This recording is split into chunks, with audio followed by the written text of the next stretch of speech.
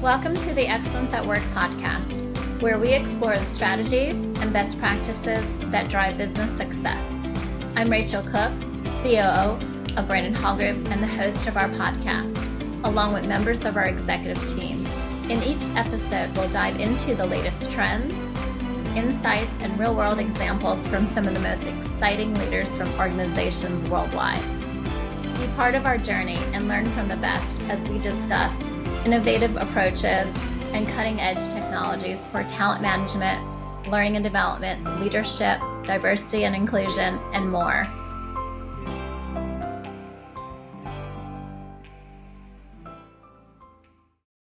All right. Well, hello, everyone, and welcome to Excellence at Work After Hours. This is a brand new episode. And we want to tell you all about what this is and who we are, and we're going to give you all those details. But I thought we would maybe start with introductions. Mike, what do you think? I think that makes sense. Okay. You ladies first. All right, I will if I have to. I am Rachel Bolton. I am a leadership director at Stanley Black & Decker during hours, work hours, but after hours, I am a speaker, a professional people developer, a coach, and a mom. I've got two very young children, and I've been married about 16 years. I'm located here in Atlanta, Georgia. And if you are expecting a boring, buttoned up podcast from me, I hate to tell you that is not going to happen. So you might want to keep looking, but we are going to have fun. And I am joined by Mike. And Mike, will you introduce yourself, please? Of course, I'm Mike Cooke, the CEO of Brandon Hall Group. I've dedicated my career for the past 30 years studying everything about learning and leadership development and talent and business. Really excited to be here. I also love bold ideas and not to keep things interesting, basically, is what we are always trying to aim to do here. I love that you're here, Rachel. I think this is wonderful. I hope it's a regular thing that we can do, because I think there's a lot of value in doing this for folks out there, not just in our community, but the broader community around business leaders, managers, people that want to be leaders even. Absolutely. These are the people that we are hoping will tune in to this podcast. It's for everyone. We were talking about this a moment ago when we want to think about who is this show for, right? Mm-hmm. It's for everyone. It's for everyone. And we should maybe start with why we're even doing this, Mike, because we've been talking about this for a very long time. Not that long, but a couple of months, right? So why this show, and how is it different possibly from your other podcasts? Well, I feel guilty it's taken this long. I feel like every single week there's something going on, and we just wanted to, finally, get to this point. But we love, the Excellence at Work podcast that's put on by Brandon Hall Group, because it can mean different things. It can literally mean excellence at work, and it can mean excellence at work in other industries, right? Mm-hmm. In terms of, it doesn't have to all be about human capital management. So, I kind of like it. And I also like keeping things to, there's a lot of current events happening out there too. I sent you some Wall Street Journal articles earlier, Rachel. I thought that was pretty interesting. But first, let's talk about, how we met. Because I think we met first on a Zoom call, probably back in August or September. Yeah, it was August. Literally, I still have it framed on my refrigerator. This was the day that I learned that our leadership development team at Wesco at the time had won gold for leadership development in the corporate category. Mm-hmm. It was an exciting day. And I'm sure you talked to maybe hundreds of people that day announcing how many people win. I mean, that's a big day for you. But yet, I took over and decided I was going to email him and tell him how great we felt about winning, and to learn more about attending the conference that you all throw annually. Yes, and I thought it was, it was interesting. It was wonderful speaking to you and your colleagues, that day, because I know you're at a previous organization. You had spent some time with your colleagues trying to win a Brandon Hall Group Excellence Award, and you came close, but it wasn't quite there yet for whatever reason. Our judges, said, and we have independent judges. It's not me judging things for my friends, because then it wouldn't be very unbiased and neutral, would it? But what I was struck by is just the passion that you had for leadership development. We figured out a way to get you to our HCM Excellence Conference, where you also presented a panel with myself and Freedom Mortgage and Pepsi. I Yep. thought that was really cool, and that was, Yep. fantastic. I'm just so excited that you could make it to. It really meant a lot to, to me and our company. Just I love introducing our community to new people, existing stars, rising stars, if you will. And I just thought it was absolutely, fantastic that you made the time to come and speak with us. I was determined, Mike. I was You were. determined. You're Once I the knew we epitome of won, I'm like, determination. I'm coming no matter what. I don't care what they say, right? And I think the stars were aligned in some ways because upon meeting you literally through this webinar and then a follow-up call maybe on Zoom, we started to learn we have some uncommon things in common. Like we have some weird parallels in our lives, and we just met. We had just met. So I want to share with the audience just some of these things because no one would believe this, Mike. And I'll start with the obvious.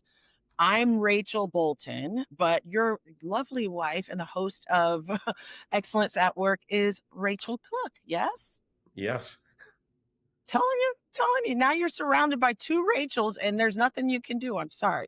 So that's one. But let's take it a step further. I think there's another family member name that we share in common, Mike. Yes. That would be Sophia, our, your daughter, my daughter. It's, pretty What are pretty the amazing.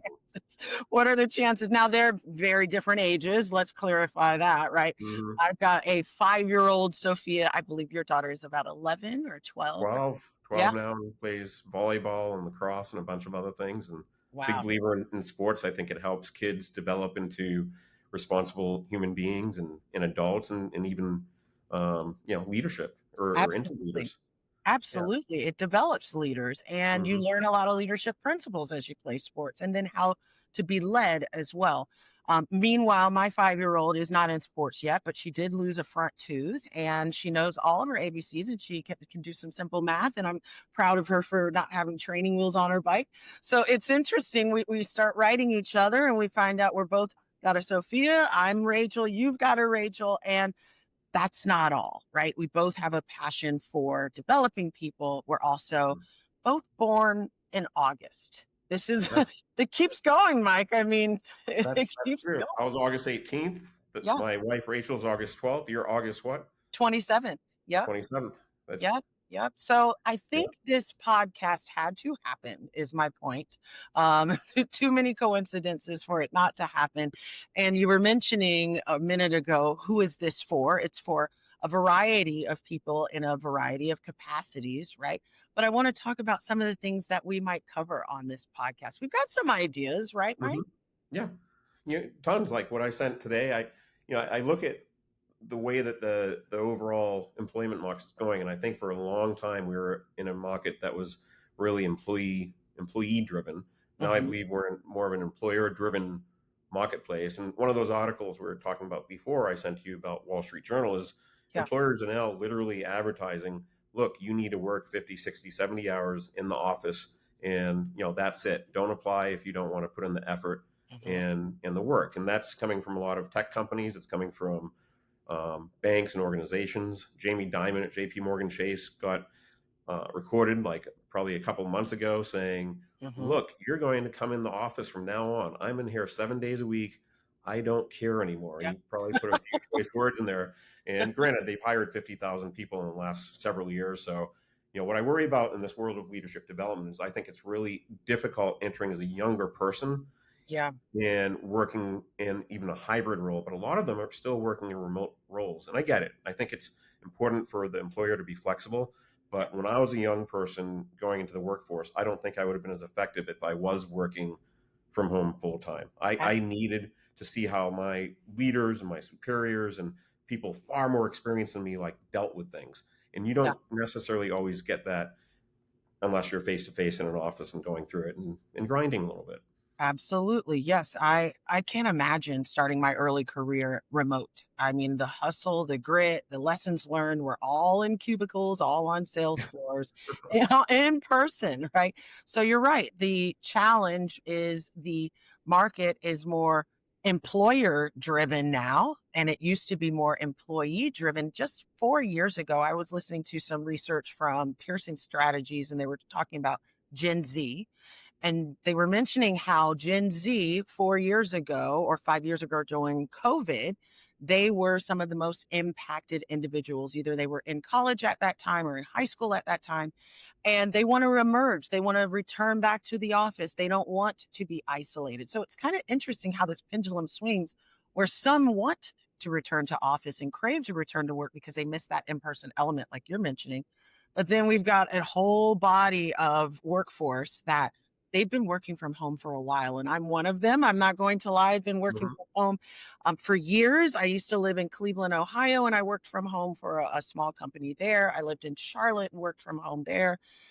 It wasn't until COVID hit again in the 2019, 2020 area that I returned to being back at home. So it's hard. And I would love to explore topics like this, topics Mhm. like AI, which I know is also something that you saw in the Wall Street Journal. And we know that this is a trending topic too, right? It is. It really is. And I remember going back 2, 3 years when, at our research and our conference, we were exploring AI. At that time, it Yeah. was about a month. ChatGPT was about a month old. Yeah. Um, they had 1 million users in 30 days, which was the fastest growing um, organization like ever. Yeah. Now it's like 400 million users for ChatGPT, And probably. growing. Yeah, and growing 800, 900 million now, probably global. But I remember at the time, there's a lot of folks that were talking about, oh, AIs will just be disruptive. It will not impact your job. And I was like, this is Mm. going to lose jobs for people. I have friends who's a COO of a $300 million company. They Hmm. replaced 20 to 30 people within the first month that ChatGPT came out. They ended Mm. up saving $2 to $4 million Mm. in salaries for $20 a month. Yeah. I have another friend who's very concerned about the radiology industry. He's actually a radiology and an Okay. Yeah. entrepreneur, serving the military. He's invested in an AI radiology firm because AI can read MRIs probably a little bit more effective than some radiologists can currently, which I Oh, think is wow. fascinating. Yes. Um, Very fascinating. And then lastly, I'm a little bit late on my tax returns, but I am going to be feeding my tax returns into AI and see if they spot anything different than what my CPAs do. My CPAs are fantastic, but I'm very curious to do an experiment. I'm In not going case to they're listening. In case they're listening, you are still fantastic. This is just experimental. Yes. Yeah, I mean, there's so many implications here, and we can't ignore it. I'm sure that that firm isn't the only one that is seeing money savings by using AI. And then practitioners like myself, we have leaders and executives who are experimenting with this. I think I mentioned during the conference earlier that Black and Decker, Stanley Black and Decker, is at the forefront. Really, they've got their Yeah. own LLMS. Is it Hmm. LLS, large language model? Large language model. Yeah, Yeah. they've got their own internal built-in chat SBD. And I had just started maybe 2 weeks before I attended your conference. So I was baptized in the AI waters, if you will, very early on at SBD. But it is exciting to talk about how this might be impacting our world even beyond the workplace. I am using AI as an assistant on many things. I am able to do things that I could not do. For example, I was able to fix my dishwasher just by asking AI or telling it the problem, diagnosing it, figuring out Hmm. what we needed to do. And my husband and I were able to self fix our dishwasher. So, like, No, it's it incredible. has tremendous impact. So, this is what we are hoping to cover, but we also are throwing around some segments. Just a couple. There's one you like. We're going to call this segment Unpopular Opinion. And I kind of know that you like to sort of push the envelope a little bit, Mike. So I can't wait to hear what you might cover during that segment. But can you give a description of what we are going to be talking about during Unpopular Opinion? Oh boy. I mean, even going back to what I had sent you earlier, another piece in the Wall Street Journal is, that they're using AI to have a coach. I never really thought of it that way. So of course I started using it for my own leadership style or what I Yes. need to do. It's Yeah, pretty good. Like I love the face to face, and I know you're a coach, Rachel. I So am. I'm wondering, like, how do coaches of the future, leverage AI to help versus not just being completely obsolete, right? Absolutely. And that's tough. Like, I love the human connection, but the AI side, it gives me a lot to, think about. It's like, my own personal therapist if I actually needed one. That's right. If you actually needed one. Oh, AI is all of our therapist and cheerleader. And one unpopular opinion that I just read about 2 weeks ago, Mike, was that you've got to train your AI for dissent and challenge because Yes. it will literally say that every idea you have is a great idea and it will Mhm. help you build that idea and help you flesh it out. And it could be a terrible idea, like, should I drown these 10 kittens? And AI will answer you and it will That's tell terrible. you yes. So I just love the idea that we might get to challenge some common opinions during that segment. And we are going to talk about work-related items, obviously, Hmm. what the world of HR looks like, but even broader, right? What the Hmm. future trends look like. And your institute gives such great detail. So I would love for us to be able to sort of chew on some of the data and analytics that you all come out with. What a wonderful plethora of information that you all hold. So you Hmm. can't hold that away from us. We got to talk about that Oh too. no, we will, and that comes not just from our primary research, but it comes from thousands of award winners like yourself. And we do leverage AI to dig those up. We also leverage AI to tell us where we're wrong, where things can be improved. Like, to your point, drowning 10 kittens is a real bad idea. I think AI could probably tell me why it's a bad idea if I were to use the proper prompt. Yes. Um, so we'll see. We'll Yes. see what happens. But no, I think that this whole thing is interesting. We still got to humanize ourselves a little bit too. We're not all going to be robots. There's going to be changes. We have to learn to adapt, but we really got to be human to each other, right? I've had terrible managers and leaders. I've had fantastic managers and leaders.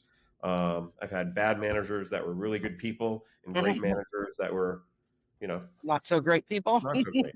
So it's interesting, and it's just different dynamics. So I think those are things that we can lead into with the future of what we're trying to work through. The goals of this is really, I want to be able to provide value. I want to be able to talk and speak with you about things that are like new, that are current events. That's really important. One of the shifts we made from a research company is we used to also shift into what companies do poorly, say with leadership development. And Okay. by the way, we've done research so much, it's always the same thing. 75% are unhappy with their leadership development. Mm-hmm. 25% are, happy. The most important thing that we found is do something and spend money. First step, right? Second step, you actually have to think about how you're going to be developing leaders. Who's a leader? Is hypo for everybody, or is it just truly for high potentials? And Mm-hmm. how do you create leaders that are not necessarily managers, but could have a huge impact on your organization, whether it's a small organization or a huge organization and very sophisticated, like your Stanley Black and Decker, for example. Absolutely. Yeah. We want to add value. We don't want this to just be a comedy show, right? But Hmm. we also have opinions and experience and expertise and maybe even some forecasts for the future, right? I think you can see some things coming down the pike. And it's our hope that by doing this podcast, you all will be able to contribute to the conversation, right? It should not just be Mike and I talking to each other. We're hoping that you'll interact with us, whatever that looks like. We would love to know topics that you want us to cover. Maybe there's something that's happening in your world or in your industry that we're not aware of and that we can bring it up on the show. So we want to open that gate and let you know this is interactive. It's for all of you. And Mike and I we're just at the helm of the ship listening. So Hmm. with that, we want to thank you for listening to this intro episode. And hopefully you've got a taste of what Mike and I are like and what our future episodes will sound and look like. But we would love to hear your thoughts. And before we sign off, Mike, is there anything else that you want to tell the listeners as they are watching or listening to this? So a little bit more AI related, but the CEO of Anthropic just came out and said 50% of white collar jobs will be replaced. True or false, Rachel? False. You cannot replace the human element. And I know there's a lot of roles that require that human element that AI just can't take. And so my thought is I worry for the roles that are more technical, that are more tactical, that do not have that human element component so much because they're going to be the ones that are most vulnerable. Now, I will go back to your comment about the AI coach, right? I am trying to get my coaching certification. I'm currently in coaching school to get my ACC. And we are feeling that in this industry, that people are literally able to prompt a large language model, act as if you're an ACC certified coach, and help me through this problem. And I beg to differ that yes, that model can tell you, and it can even talk back to you. David Chestnut is someone who taught me that speaking to the AI on text mode or talk mode is even more impactful. But it cannot read facial expressions. It cannot sense. It doesn't have intuition. It doesn't Hmm. have some of the things that true coaches who go through school and practice their art Hmm. really hone and have. And so, and also, again, it also has that blind allegiance aspect too, where it's there to pump you up, to cheer you up, to do those things where a real coach is possibly going to challenge you and push back a little bit more. So Hmm. I say I might have job security, but that is just my pie in the sky wishful wishful thinking. I love it. I think pushbacking is good. I mean, if AI really worked as well as we wanted it to, then my kids don't need me as a parent. Oh, AI, there you go. yeah, And that's not the case. And we know that that is not the case, right? It no, can definitely cripple not yet. We'll see what happens. But you. You're like, I don't know. with So that, I have another call. Actually, I have David Chestnut in about half an hour, and I know you're slammed today, so I'm yeah, glad we did this intro. And let's do it again, like very soon, possibly next week. absolutely. We'll find the time. And thank you again. And we will see you next time. You're fantastic. Thank you, Rachel. Absolutely.